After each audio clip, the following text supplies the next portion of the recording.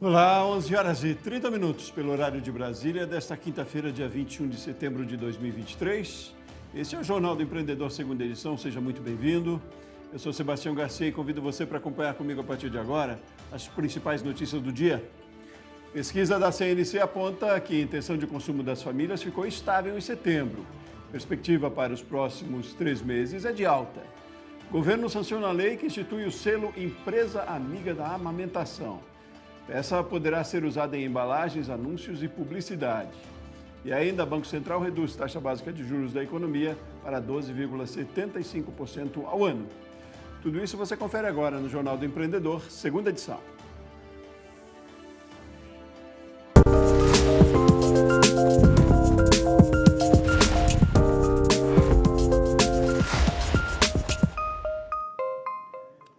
Após meses de estabilidade, a atividade do comércio caiu 0,2% em agosto. 3 dos 6 segmentos pesquisados pela Serasa Experian contribuíram para a variação negativa. Tecidos, vestuário, calçados e acessórios, veículos, motos e peças e supermercados, alimentos e bebidas. Em comparação com agosto de 2022, o crescimento da atividade foi de 1,7%. E, particularmente em São Paulo, o comércio varejista segue instável. De acordo com a Stone, empresa de tecnologia e serviços financeiros, em parceria com o Instituto Propag, em agosto, as vendas no estado caíram 3,6% na comparação com agosto do ano passado. Apenas o setor de artigos farmacêuticos apresentou resultado positivo, com alta de 1,1% no volume de vendas, no comparativo anual. O Comitê de Política Monetária do Banco Central fez um novo corte na taxa básica de juros da economia. A redução foi de 0,5 ponto percentual. Com isso, a taxa Selic passou de 13,25% para 12,75%. Na ata da última reunião do Copom, realizada no início de agosto, o comitê já indicava que faria cortes sucessivos. Com a queda, a tendência é que o crédito fique mais barato para consumidores e empreendedores, o que deve aquecer a atividade econômica. E ontem mesmo, a queda da Selic fez efeito no setor bancário. A Caixa Econômica reduziu a taxa de juros das linhas de crédito para clientes pessoa física e jurídica a partir de hoje. No consignado, a taxa média passa de 1,61% ao mês para a partir de 1,55%. Para as micro e pequenas empresas. O banco oferece capital de giro a partir de 0,99% ao mês, um corte de 0,22 ponto percentual na comparação com a taxa anterior.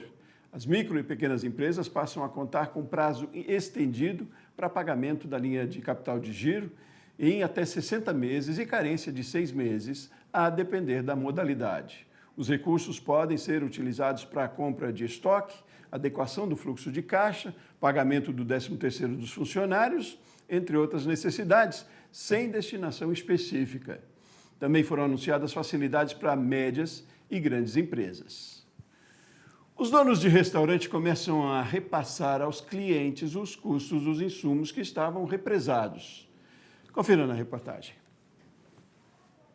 Omelete com salada. O prato é leve, bonito, nutritivo, mas como a Kelly almoça todos os dias fora de casa, acaba pesando no bolso. A média de quanto você gasta por mês só com comida fora de casa ou você nunca parou pra fazer essa conta? Já parei. Deu uma média de uns R$500. Não tem jeito. Na correria do dia a dia, a gente acaba comendo fora de casa. E desde uma refeição completa, como almoço e jantar, a um lanche como esse aqui, tá tudo mais caro. Nos 6 primeiros meses do ano, o preço para comer fora de casa subiu mais do que a inflação oficial do país no período. Uma das explicações é que o setor vinha segurando os repasses de outras contas, como gás, energia e água, para não encarecer os pratos. E o que agora, com a inflação mais sob controle de um modo geral no Brasil, esses custos estão se recompondo e os preços dos restaurantes estão entrando nos preços que têm que ser os corretos. São aqueles preços suficientes para a sustentabilidade do negócio. Este restaurante São Paulo não faz reajustes há um ano. agora não vai ter jeito. Chegou a pagar quanto de luz aqui há um ou um ano e meio atrás?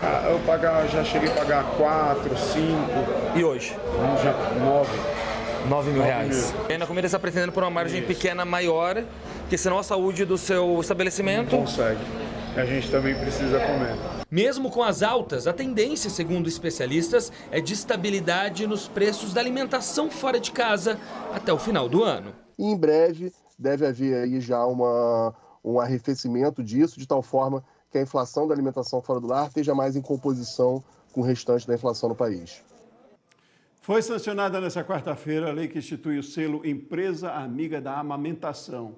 O objetivo é incentivar a prática e ajudar as mães a amamentarem após a licença maternidade, além de estimular as empresas para manterem um local de trabalho, horários e condições adequados para que as mulheres lactantes possam amamentar ou coletar o leite materno.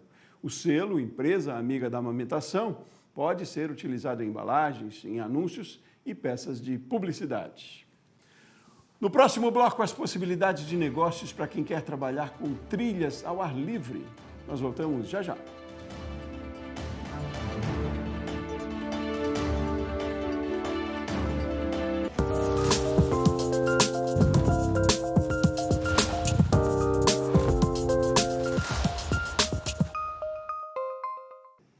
Onze horas e 37 minutos ainda pelo horário de Brasília. Estamos de volta aí ao vivo com o Jornal do Empreendedor, segunda edição.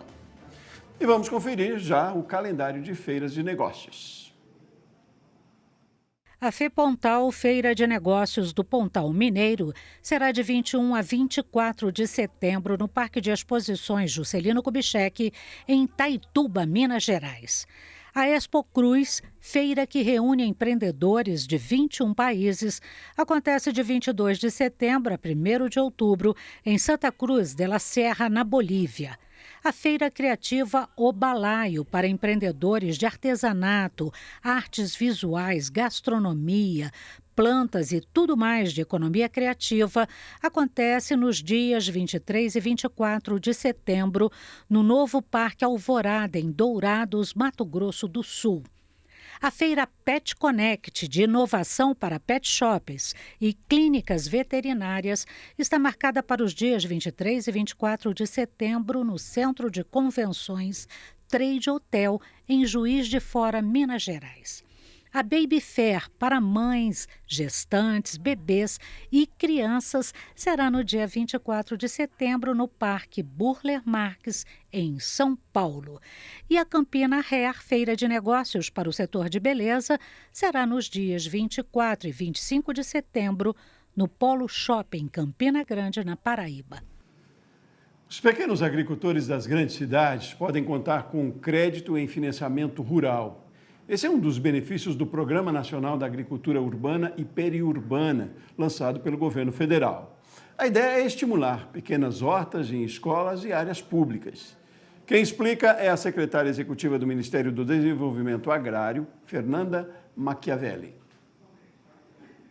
Diante do desafio que é, por um lado, garantir a segurança alimentar e nutricional nos centros urbanos e, por outro, também nós conseguimos garantir cada vez mais práticas sustentáveis de agricultura nas cidades que usem manejo sustentável, foi firmada essa parceria na qual cada ministério se compromete em desenvolver determinadas ações. Então, no nosso caso, no Ministério do Desenvolvimento Agrário, nós, por um lado, vamos passar a considerar esses agricultores urbanos e periurbanos dentro do cadastro da agricultura familiar, abrindo as portas para uma série de políticas públicas como assistência técnica, o crédito, o financiamento rural e uma série de outras ações que envolvem a política agrícola destinadas para os agricultores familiares. Os agricultores urbanos e periurbanos, eles têm características específicas, eles estão utilizando áreas urbanas para essa produção. Às vezes as hortas acontecem dentro de unidades básicas de saúde, dentro das escolas, dentro de áreas públicas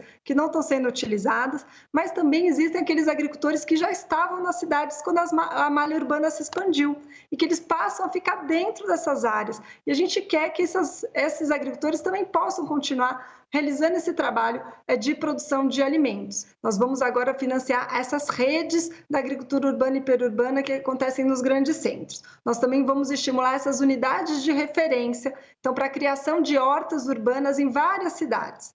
E quem é agricultor urbano e periurbano que está ouvindo, pode já procurar o cadastro da agricultura familiar. Ao se cadastrar ali como agricultor urbano e periurbano, vai ter uma possibilidade dentro do cadastro, passa também a ser beneficiário de várias políticas públicas que já existem para estímulo à sua pequena produção. Existem muitas maneiras de se começar um negócio, não é? Empreender por necessidade é uma delas. Mas além de capital inicial, é preciso também muita determinação. E esse foi o tema da palestra de Rick Chester, que, de vendedor de água nas praias cariocas, passou a escritor e palestrante na Feira do Empreendedor 2023 em Curitiba. Confira na reportagem de André Lage. Sala lotada e público atento à trajetória de vida do escritor e influenciador digital e palestrante Rick Chester.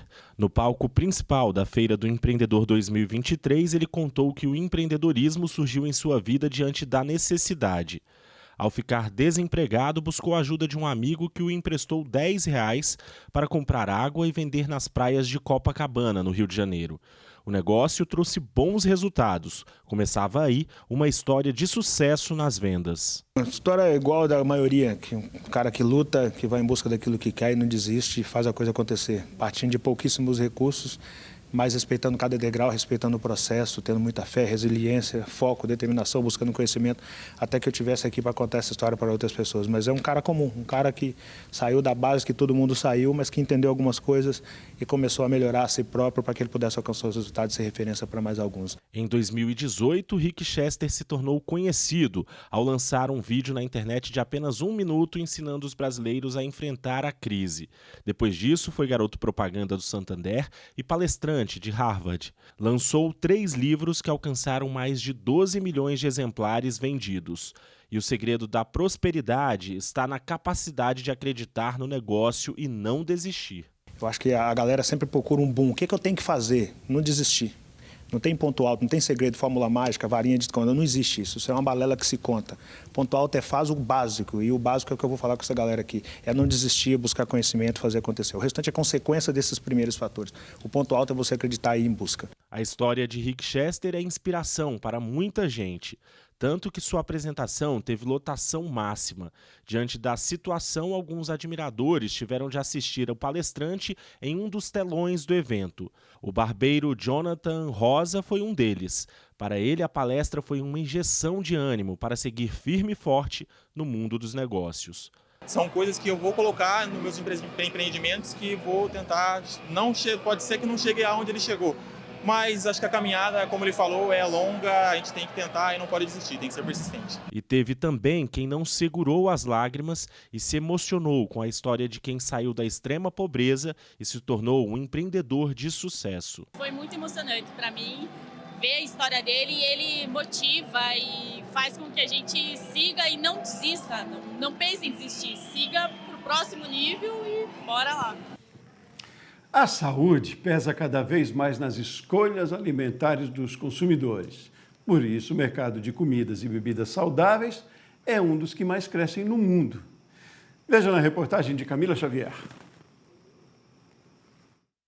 Aqui a produção dos sucos começa cedo. Às 6 horas da manhã, a equipe já está a todo vapor, fazendo a triagem das frutas que chegam, medindo o pH de acidez e colocando para higienização.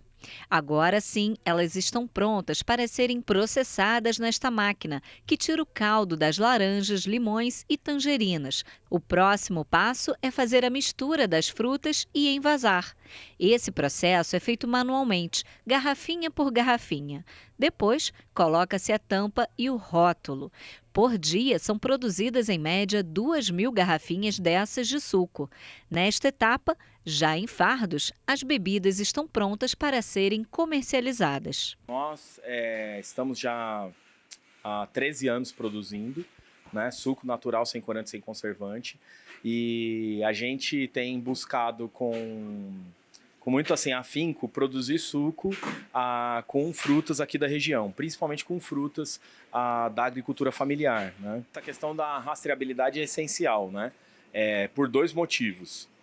O primeiro é a questão de segurança, né, sanitária, segurança alimentar, né? Eu preciso saber quem são as pessoas, como que elas produzem, o que elas estão utilizando. Então, de fato, há uma preocupação da nossa parte de um estreitamento, né? Um diferencial nosso do Sucopira é que a gente conseguiu compreender de maneira clara que é necessário não só produzir um bom suco, mas é necessário estreitar, estar próximo do nosso cliente e do nosso produtor. Por quê? Porque eu preciso saber como ele está produzindo essa fruta. O setor de bebidas saudáveis é um dos mercados que mais cresce no mundo, uma vez que os consumidores têm vinculado o consumo de alimentos e bebidas naturais à saúde. Bom para as indústrias que apostam neste mercado, como a Sucopira, que além dos sucos naturais, ela também vende o chá fermentado, muito conhecido como kombucha. Kombucha, você tem um produto fermentado à base de chá verde, né?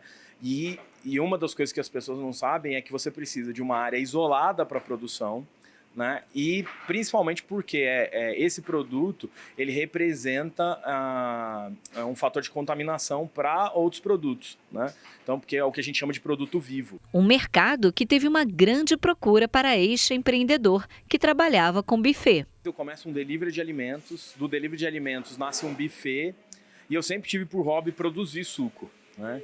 E aí o que aconteceu é que à medida que eu ia fazendo os eventos, as pessoas elogiavam a comida, não é que a comida era ruim, tá? Mas eles elogiavam a comida, mas elogiavam muito mais o suco. E aí o pessoal começou a entrar em contato com a gente pedindo somente o suco. Então a gente começou a abrir a possibilidade para que o pessoal pudesse comprar só suco. Mas num primeiro momento só para eventos.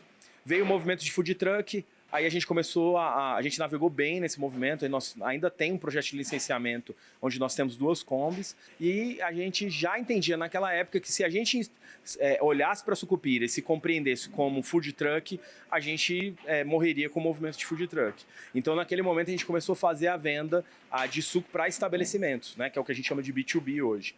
O negócio estava indo de vento em popa até chegar a pandemia e, consequentemente, o lockdown. Aí foi preciso se reinventar. A comercialização dos sucos passou a ser para os hospitais. A pandemia foi assim um movimento muito agressivo, né? A gente pôde contar com a ajuda do Sebrae, né? Mas o que de fato fez a Sucopira sobreviver foram 2 coisas. A primeira é que a gente se juntou com mais empresas para ajudar a custear essa infraestrutura. Nós chegamos aqui a ser 5 empresas, né? Então para a gente diminuir o valor de aluguel, então todo o custeio, logística, então a gente se juntou. E a segunda coisa foi que a gente começou um projeto para vender, é nesse momento que nasce o projeto que vai vender suco para os hospitais. Então, passado ali março, abril, no final de abril, início de maio, a gente começa a vender para os hospitais. Então a gente começa a enxergar uma luz assim no fim do túnel. E aí, à medida a gente foi vendendo, foi reestruturando, foi readequando, mudando os horários de trabalho, se endividando, né, pegando empréstimo, mas aí a gente conseguiu atravessar. E desse movimento a gente conseguiu mais que triplicar o faturamento. Com 26 funcionários na produção, a Sucopira hoje trabalha com a linha Prêmio, com 7 variedades de sucos naturais de 300 ml, distribuídos para os restaurantes e lanchonetes. 25 sabores de 1 e 5 litros que abastecem os hospitais, escolas e hotéis. E 4 de kombucha. Um processamento de 35 toneladas de frutas e uma média de 45 mil litros de suco por mês. Um faturamento mensal de aproximadamente R$450 mil. E os planos para o futuro são... Dominar o mundo, não, brincadeira. Então, hoje a gente entende que a gente não representa nem 1% do mercado, o mercado é muito grande, tem muito espaço para crescer. Qual que é a ideia? É receber investimento para poder crescer, né? Crescer mais, poder ter outras unidades, né? Poder desenvolver outras linhas de produtos e expandir o fornecimento. Então, hoje nós estamos com 350 pontos de venda. E a meta é conseguir chegar em 800 pontos nos próximos 18 meses. O transporte de cargas subiu 1,4% em junho, graças à safra recorde. O segmento de transportes, do qual o transporte de cargas é parte, voltou a ter índices positivos em julho, com um crescimento de 0,6%. Com isso, o setor de serviços cresceu 0,5% em julho, o terceiro mês seguido, com ganho acumulado de 2,2%. Este foi o terceiro mês seguido de alta para o transporte de cargas, com acúmulo de 5,8% nos 6 primeiros meses, e atingiu um novo recorde de sua série histórica, iniciada em 2011. Os dados são da pesquisa mensal de serviços feita pelo IBGE. E uma última notícia: a intenção de consumo das famílias ficou estável em setembro, depois do crescimento que vinha sendo sustentado desde janeiro do ano passado. Pelo segundo mês seguido, o indicador medido pela Confederação Nacional do Comércio se manteve acima dos 100 pontos, chegando a 102,6, o que indica satisfação dos consumidores. O início da redução da taxa Selic também impactou positivamente a percepção sobre o acesso ao crédito. O cenário indica uma recuperação da economia doméstica e essas informações foram divulgadas agora há pouco pela CNC, a Confederação Nacional do Comércio. E assim a gente termina essa edição do Jornal do Empreendedor. A próxima edição é às 7h30 da noite. Uma ótima tarde para você, ótimos negócios e até mais.